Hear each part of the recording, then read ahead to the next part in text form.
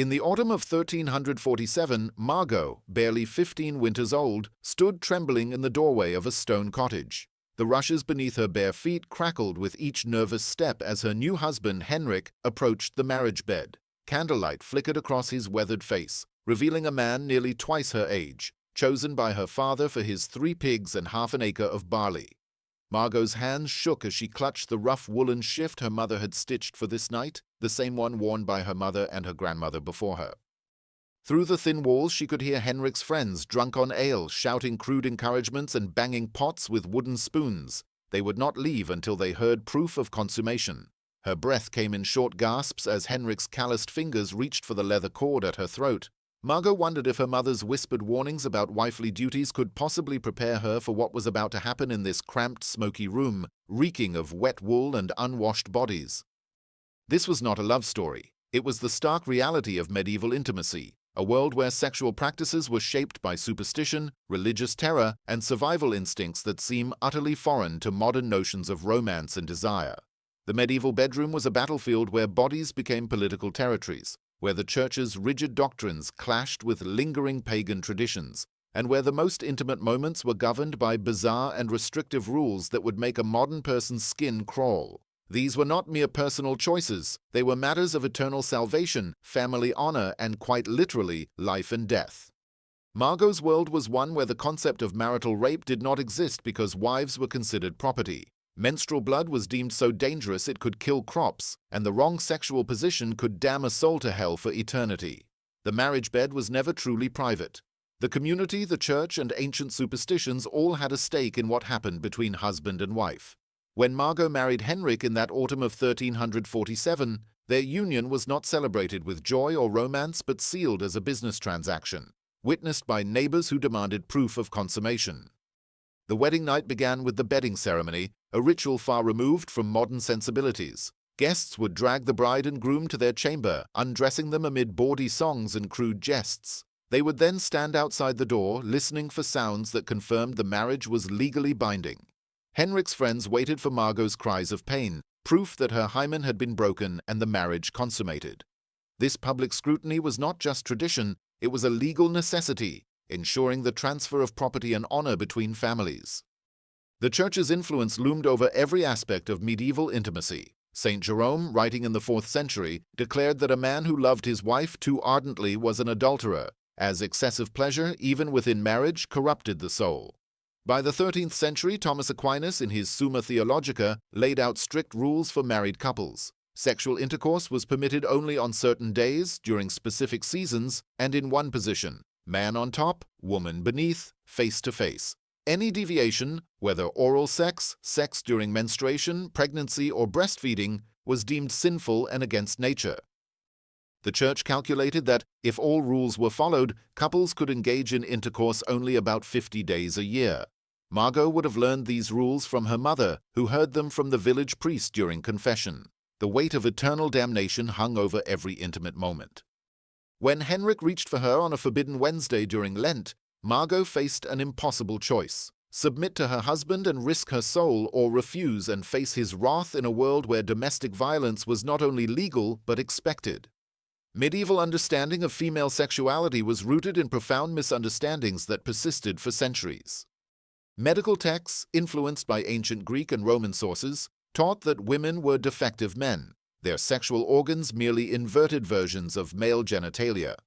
The vagina was seen as an inside-out penis, and ovaries were considered internal testicles. These were not mere misconceptions but codified medical knowledge taught in universities across Europe. Such beliefs shaped how medieval society viewed female desire and pleasure. The physician Constantine the African, writing in the 11th century, claimed women required prolonged stimulation and multiple climaxes to conceive. This led to the disturbing belief that rape could not result in pregnancy, as a woman could not achieve the necessary pleasure. If a woman became pregnant after an assault, courts often took it as evidence that she had enjoyed the experience, holding her partially responsible. Margot's mother might have warned her about the wandering womb, a condition medieval physicians believed could cause hysteria, madness, or even death. They thought the uterus could move within a woman's body, strangling her heart or escaping through her vagina. Treatments included fumigating the vagina with pleasant smells to lure the womb back or applying foul substances to the nose to drive it downward. Here is the second part of the corrected and rewritten version of the provided text, maintaining the historical and dramatic tone of the original. I've fixed grammatical errors, adjusted punctuation, removed redundant or incorrect words, and ensured clarity and readability while preserving the original meaning. As requested, this part is in English, approximately 4,000 characters long, and continues the exploration of medieval intimacy. The text will be divided into 10 parts across your requests, and this is the second of those parts. I'll continue with subsequent parts as you request them. If you have specific preferences for style or additional changes, please let me know. Medieval Intimacy, A World of Fear and Survival, Part 2. The medieval world that Margot inhabited in 1347 was steeped in a complex web of fertility beliefs inherited from pagan traditions, which the Church struggled to suppress. Village-wise women, often later branded as witches, preserved an underground knowledge of herbs, rituals, and practices designed to influence conception, prevent pregnancy, or ensure the birth of male children. In the forest surrounding Margot's village, women gathered specific plants under the full moon.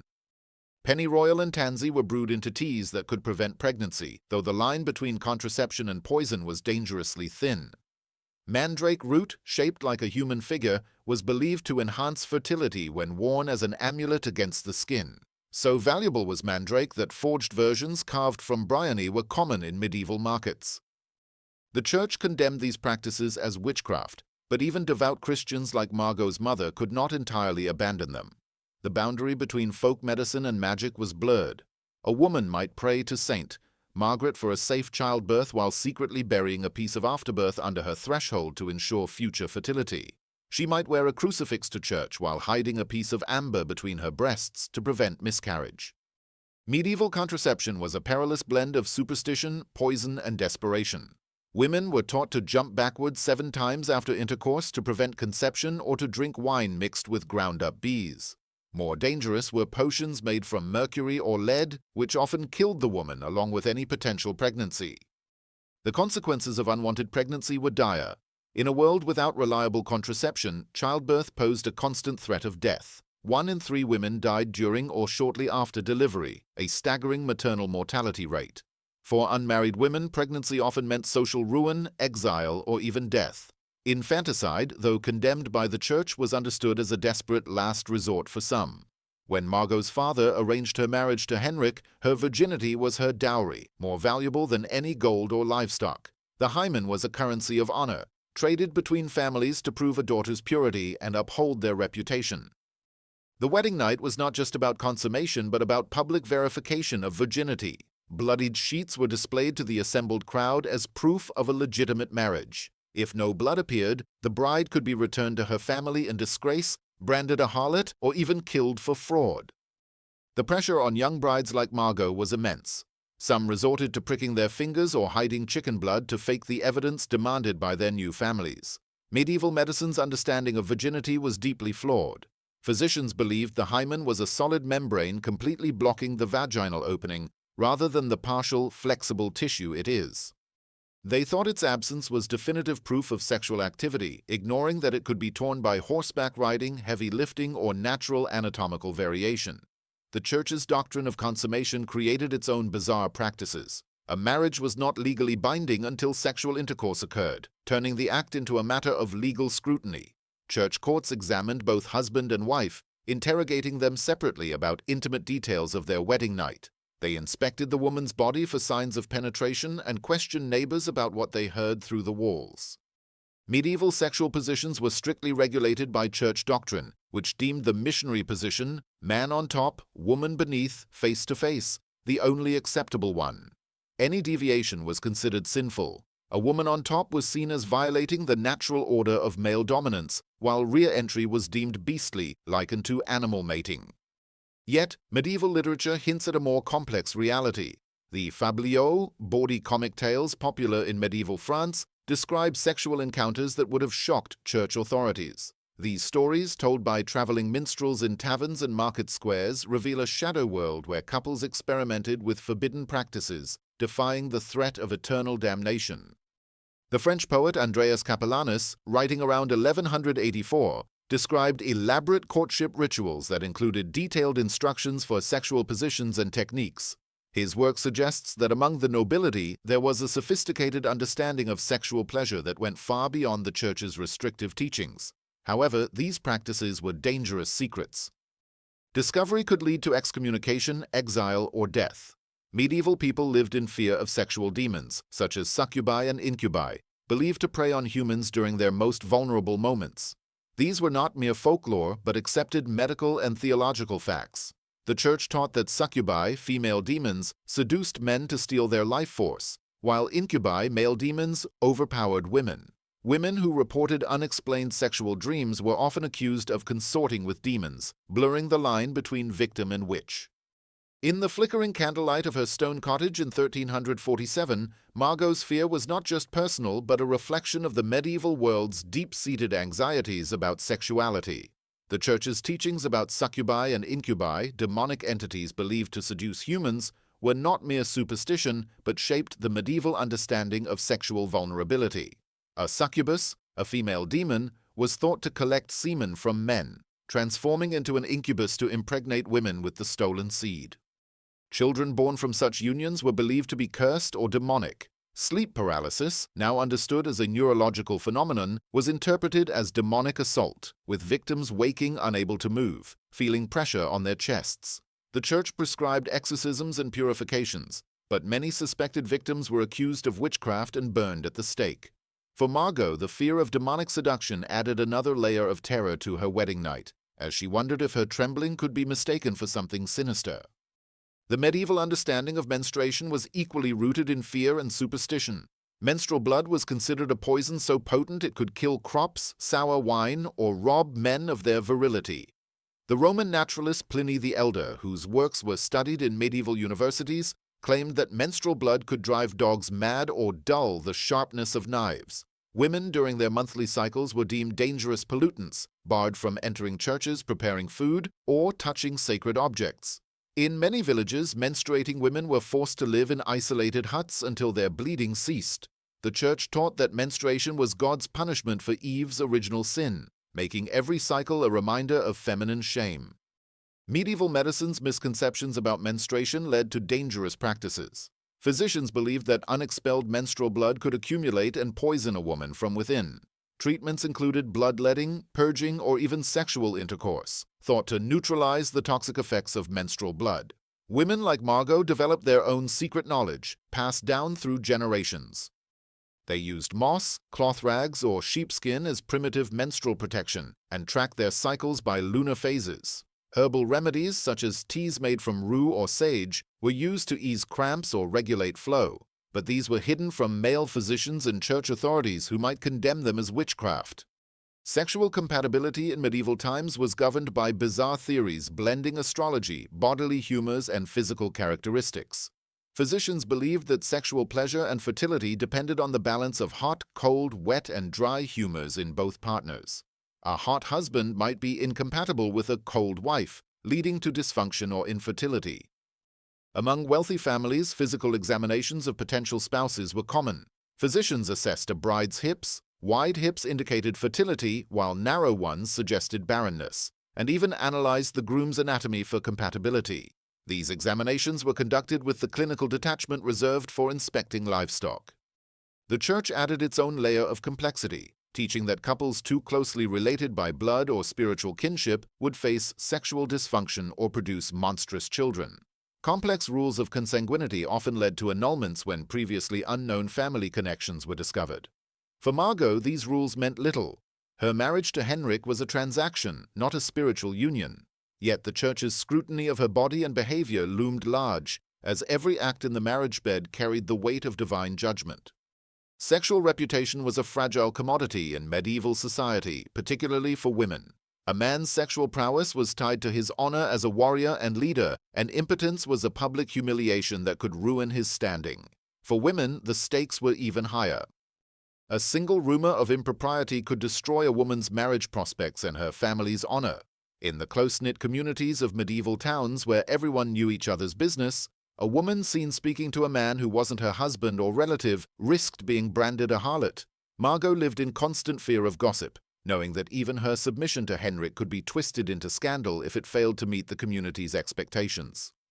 The medieval legal system reflected these sexual anxieties. Rape was defined not as a crime against the woman, but as an offense against the man who owned her father, husband, or lord.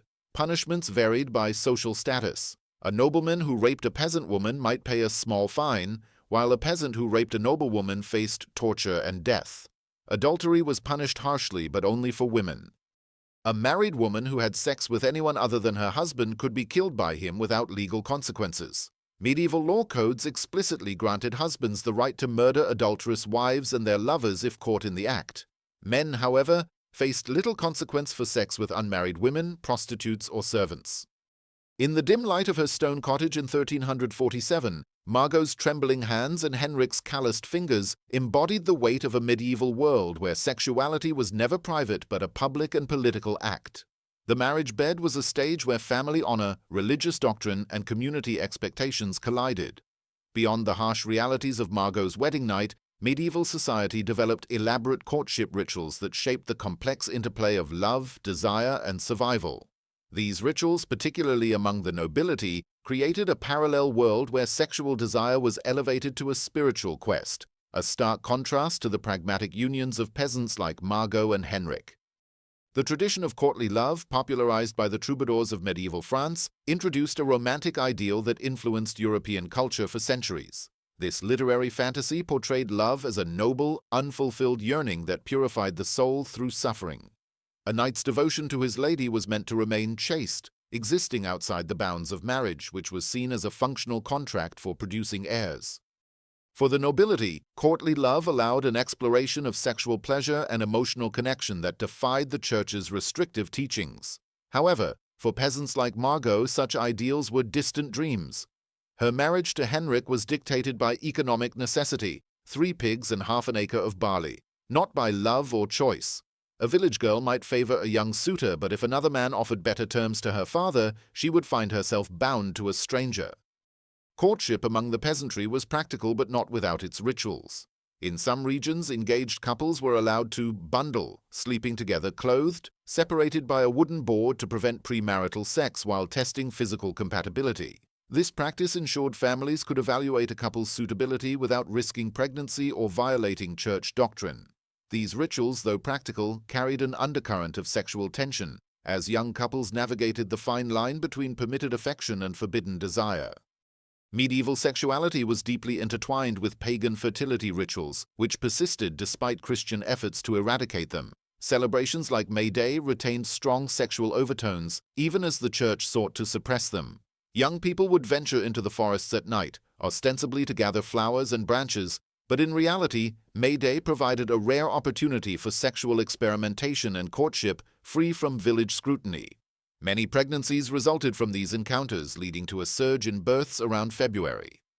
Wedding celebrations also incorporated fertility rituals to ensure reproductive success. Brides might be showered with grain or nuts to encourage conception, and marriage beds were blessed with holy water, while secretly adorned with herbs and charms believed to enhance fertility. These practices reflected a desperate need to control reproduction in a world where infant mortality was devastating and family survival depended on healthy children. The medieval understanding of conception blended Aristotelian philosophy, Christian doctrine, and folk wisdom. Physicians believed both men and women produced seed that combined during intercourse to create life. They taught that female orgasm was necessary for conception, leading to the tragic misconception that women who became pregnant after rape must have enjoyed the experience. This belief often absolved assailants in medieval courts, placing blame on the victim. Theories about influencing a child's sex were equally bizarre. Conception during certain lunar phases was thought to produce male children, while others resulted in females. The position of the stars at the moment of conception was believed to shape a child's personality and future. The Church's control over sexuality extended beyond the bedroom into a sophisticated system of surveillance. Confession became a tool for extracting intimate details, with priests questioning penitents about their sexual practices. The rise of the Inquisition in the 13th century intensified this scrutiny. Suspected heretics were tortured into confessing not only their beliefs, but also their sexual behaviors, with interrogators asking detailed questions about positions, frequency, and sensations. This obsession with sexual detail revealed a paradox. The Church preached celibacy and purity but was fascinated by the very acts it condemned. Punishments for sexual crimes were severe and designed to terrorize communities into compliance. Women convicted of adultery might be confined in cages too small to stand upright, fed only bread and water until they starved. Men convicted of rape faced public castration or hanging, though punishments varied by social status. These extreme measures underscored the medieval view of sexuality as a dangerous force that required constant control. Medieval literature, hidden from the masses, offered glimpses into the sexual lives of the elite. Medical texts and marriage manuals, available only to physicians and wealthy patrons, provided detailed advice on sexual techniques and managing intimacy during pregnancy. These texts revealed a sophisticated understanding of pleasure among the nobility, who had the privacy and resources to explore it. For peasants like Margot, however, knowledge about sex came from whispered conversations, folk songs, and trial and error, often learned in the shadow of fear and shame. In the cramped, smoky cottage in 1347, Margot's trembling under Henrik's touch was not just a personal ordeal, but a microcosm of a medieval world where sexuality was governed by fear, control, and survival. Beyond the Church's rigid doctrines and community surveillance, medieval society developed elaborate mechanisms to regulate sexual behavior, reflecting a deep-seated anxiety about its power. The chastity belt, though likely less common than modern myths suggest, symbolized the extreme measures taken to control female sexuality. These devices were not merely physical restraints but emblems of the terror surrounding female sexual autonomy, reinforcing the idea that a woman's body was never truly her own. Prostitution paradoxically existed in a liminal space between condemnation and regulation. The Church officially denounced it, but secular authorities often licensed and oversaw brothels in medieval cities. Red light districts were established where prostitutes worked under strict government supervision, required to wear distinctive clothing, live in designated areas, and submit to regular medical examinations. These women were both marginalized and essential, their existence a pragmatic acknowledgement of male desire in a society that otherwise sought to suppress it. For women like Margot, the existence of such districts was a distant reality, but the stigma of sexual transgression loomed large, threatening to brand any woman who stepped outside the bounds of acceptable behavior. Medieval sexual customs included practices that seem bizarre today but were rooted in the era's social and economic realities. The so-called right of the first night, or droit du seigneur, allegedly allowed feudal lords to claim sexual access to their peasants' brides on their wedding night. While historians debate whether this practice was widespread, its mere existence in folklore reveals the sexual vulnerability of peasant women like Margot. Her body, like her marriage, was a commodity, subject to the whims of those in power. Similarly, medieval beliefs linked sexual practices to broader phenomena, such as weather or military success. Kings and nobles consulted astrologers to determine the best times for intercourse, believing that cosmic forces at conception would shape their heirs' destinies. Army commanders might order soldiers to abstain from sex before battle, convinced that sexual activity sapped martial vigor. Village communities enforced their own systems of sexual surveillance, ensuring that young people were rarely left alone together. Married couples, too, were expected to conduct their intimate lives according to community standards. The lack of privacy in medieval homes meant that sexual activity often occurred in shared spaces, with children, servants, or extended family members present. The sounds and smells of intimacy were part of daily life, a stark contrast to modern notions of privacy. For Margot, the thin walls of her cottage offered no shield from the prying ears of Henrik's friends, who waited outside to confirm the marriage's consummation. The Church's teachings framed sexual pleasure as a trap set by the devil to lure souls away from spiritual contemplation. Even within marriage, excessive enjoyment was considered sinful, potentially damning both partners. Medieval people developed techniques to suppress desire, such as fasting, cold baths, or physical mortification. Young people were taught to avoid triggers of arousal, including certain foods, music, or entertainment deemed too stimulating. These practices reflected a worldview that saw the body as a battleground between divine purity and demonic temptation. Despite this repression, an underground culture of sexual transgression thrived. Medieval people found ways to pursue pleasure and express desire, defying the Church's control. Folk songs, bawdy tales, and whispered conversations carried knowledge of forbidden practices, creating a shadow world of rebellion. This tension between control and resistance was evident in the literature of the time. Penitential manuals used by priests to assign punishments for sexual sins catalogued hundreds of practices in meticulous detail, revealing a fascination with the very acts they condemned. These texts, meant to enforce purity, paradoxically preserved a record of medieval sexual diversity. Among the nobility, marriage manuals offered advice on sexual techniques and intimacy, accessible only to those with wealth and privacy. These texts described a sophisticated understanding of pleasure, from wedding night strategies to managing sexual relationships during pregnancy. For peasants like Margot, such knowledge was unattainable, and sexual education came through experience and oral tradition. The disparity between classes extended to sexual privilege. Lords and ladies had private chambers and leisure time to explore desire, while peasants were confined to shared spaces and economic necessity. The medieval period's approach to sexuality was ultimately about survival. With short life expectancies and high infant mortality, marriage was primarily about producing children to carry on the family name and work the land. Sexual pleasure was secondary, often seen as a dangerous distraction. For Margot, her union with Henrik was a duty, not a choice, her body a tool for securing her family's future. The weight of this responsibility, combined with the church's rules and the community's scrutiny, made every intimate moment a high-stakes act. In 1347, Margot's trembling in her stone cottage under Henrik's touch was a microcosm of a medieval world where sexuality was a battlefield of power and fear. Beyond the church's rigid control, medieval society developed intricate systems to regulate sexual behavior, reflecting deep anxieties about its consequences. The chastity belt, though less common than modern myths suggest, symbolized the extreme measures taken to curb female autonomy. These devices were physical and symbolic barriers, reinforcing the notion that a woman's body belonged to her husband or family. Prostitution existed in a gray area, condemned by the church yet regulated by secular authorities. Medieval cities had red light districts where prostitutes worked under strict oversight, wearing distinctive clothing and submitting to medical checks. For women like Margot, such realities were distant, but the stigma of sexual transgression was ever present, threatening to ruin any woman who defied norms.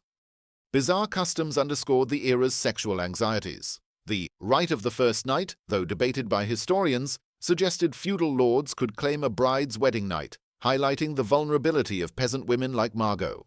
Her body was a commodity subject to the power of men. Medieval beliefs tied sexual practices to broader phenomena.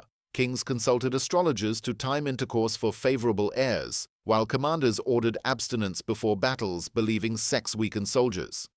Villages enforced sexual surveillance, ensuring young people were rarely alone. Married couples faced community scrutiny, with intimacy occurring in shared spaces amid children or servants. For Margot, the thin walls of her cottage offered no privacy from Henrik's friends who demanded proof of consummation. The church viewed sexual pleasure as a demonic trap, even in marriage. Fasting, cold baths, and mortification were used to suppress desire, and certain foods or music were avoided as triggers of arousal. Despite repression, a shadow culture of sexual rebellion thrived. Folk songs and bawdy tales like the French fabliaux hinted at forbidden practices, defying church doctrine. Penitential manuals, meant to enforce purity, catalogued sexual sins in detail, revealing a fascination with what they condemned. Among the nobility, marriage manuals offered sophisticated advice on sexual techniques, accessible only to the wealthy. Peasants like Margot relied on whispered knowledge and trial-and-error experience. Sexuality was about survival, not pleasure. With high infant mortality, marriage aimed to produce heirs to work the land. Margot's union with Henrik was a duty to secure her family's future, her body a tool under the weight of religious and social expectations. In the autumn of 1347, Margot's fear in her stone cottage, as Henrik's calloused hands reached for her, mirrored a medieval world where intimacy was governed by power, fear, and survival. Beyond the church's strict doctrines, medieval society wove a complex tapestry of sexual customs shaped by economic necessity and social control. Marriage, for peasants like Margot, was not about love, but about securing family survival through children. The high infant mortality rate made producing healthy heirs a matter of life and death, and sexual pleasure was a secondary concern, often viewed as a dangerous distraction. The medieval period saw the persistence of pagan fertility rituals, thinly veiled as Christian practices. Despite the church's efforts to suppress them, these rituals thrived in villages like Margot's. Wedding celebrations included fertility rites. Brides were showered with grain to encourage conception, and marriage beds were adorned with secret herbs believed to enhance fertility. These acts reflected a desperate need to ensure reproduction in a world where death in childbirth was common. 1 in 3 women died during or soon after delivery. For Margot, each intimate moment with Henrik carried the weight of her family's future, her body a tool to fulfill their expectations. Courtly love, a romantic ideal popularized by troubadours, offered a stark contrast to peasant realities. Among the nobility, love was portrayed as a spiritual quest, often unfulfilled and existing outside marriage. This allowed elites to explore sexual pleasure in ways peasants could not, with private chambers and leisure time unavailable to those like Margot. Yet, even among nobles, sexual acts were scrutinized by the church, which condemned any deviation from approved practices as sinful. The lack of privacy in medieval homes shaped sexual life profoundly. In Margot's cottage, thin walls meant that intimacy was never private. Henrik's friends, waiting outside for proof of consummation, were part of a community that monitored every act. Sexual activity often occurred in shared spaces with children or servants present, making it a public affair. This lack of privacy heightened the pressure on women like Margot, whose sexual reputation was fragile. A single rumor could destroy her honor, branding her a harlot and ruining her family. Medieval law reinforced these anxieties. Rape was treated as a crime against a woman's male owner, her father, husband, or lord, rather than against her. Punishments depended on social status. A nobleman might pay a fine for raping a peasant, while a peasant faced death for assaulting a noblewoman. Adultery was a graver sin for women, who could be killed by their husbands without consequence, while men faced little punishment for extramarital affairs. For Margot, submitting to Henrik was not just a duty but a survival strategy in a world where defiance could lead to violence or exile. In the dim candlelight of 1347, Margot's trembling as Henrik approached her in their stone cottage encapsulated a medieval world where intimacy was a public act, laden with fear and control. The church's doctrines, community surveillance, and economic necessities shaped every moment in the marriage bed, leaving little room for personal desire. Beyond these constraints, medieval society developed intricate systems of sexual surveillance and punishment, reflecting a deep fear of sexuality's power. The church wielded confession as a tool to probe the most intimate details of people's lives. Priests interrogated penitents about their sexual practices, cataloging sins in penitential manuals that listed hundreds of forbidden acts with corresponding punishments. These texts, meant to enforce purity, revealed a fascination with sexual detail, contradicting the Church's stance on celibacy. The rise of the Inquisition in the 13th century intensified this scrutiny. Suspected heretics faced torture to confess not only their beliefs, but also their sexual behaviors, with interrogators asking about positions, frequency, and sensations. For Margot, every act with Henrik carried the risk of exposure, as neighbors or priests might report her to the church. Punishments for sexual crimes were brutal, designed to terrorize communities into compliance. Women convicted of adultery could be confined in tiny cages, fed only bread and water until they starved. Men convicted of rape might face public castration or hanging, though punishments varied by social status. A nobleman raping a peasant might escape with a fine, while a peasant assaulting a noblewoman faced death. These disparities underscored the medieval view of women as property, their bodies subject to the men who controlled them. Medieval literature, hidden from the masses, offered glimpses into the sexual lives of the elite. Marriage manuals, accessible only to wealthy patrons and physicians, provided detailed advice on sexual techniques and intimacy during pregnancy. These texts revealed a sophisticated understanding of pleasure among the nobility, who had the privacy and resources to explore it. For peasants like Margot, sexual knowledge came from whispered tales and harsh experience, often learned under the threat of shame or punishment. The medieval period saw a shadow culture of sexual rebellion. Despite the church's efforts to control desire, people found ways to pursue pleasure. Bawdy tales like the French fabliaux shared in taverns described forbidden practices, hinting at a defiance of religious norms. This underground culture existed alongside rigid control, showing the resilience of human desire. For Margot, trapped in her marriage to Henrik, such rebellion was unimaginable. Her role was to submit, her body a tool for family survival in a world where infant mortality was high and childbirth often deadly. In the flickering candlelight of 1347, Margot's fear as Henrik reached for her in their stone cottage reflected a medieval world where intimacy was never truly private, but a battleground of power, fear, and survival. Beyond the church's rigid control and community scrutiny, medieval society developed complex rituals and beliefs that shaped sexual behavior, revealing the tension between desire and repression. Medieval courtship, particularly among the peasantry, was driven by economic necessity rather than romance. For Margot, her marriage to Henrik was a transaction, 3 pigs and half an acre of barley, arranged by her father to secure the family's future. While courtly love among the nobility idealized unfulfilled desire as a spiritual quest, peasants had little room for such fantasies.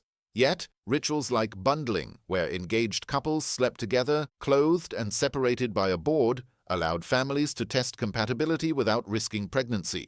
These practices balanced church doctrine with practical needs, but for Margot they offered no choice, only duty. Pagan fertility rituals persisted despite Christian suppression. May Day celebrations with their sexual undertones allowed young people to explore desire in the forests, away from village eyes. Such encounters often led to pregnancies, with February births common in villages like Margot's. Wedding rituals, too, were steeped in fertility magic. Brides were showered with grain, and beds were adorned with herbs to ensure conception. These acts were desperate attempts to secure heirs in a world where 1 in 3 women died in childbirth, and infant mortality was devastating. The medieval understanding of conception blended science, religion, and superstition. Physicians believed both partners produced seed for conception, requiring female orgasm, a belief that tragically blamed rape victims for pregnancies.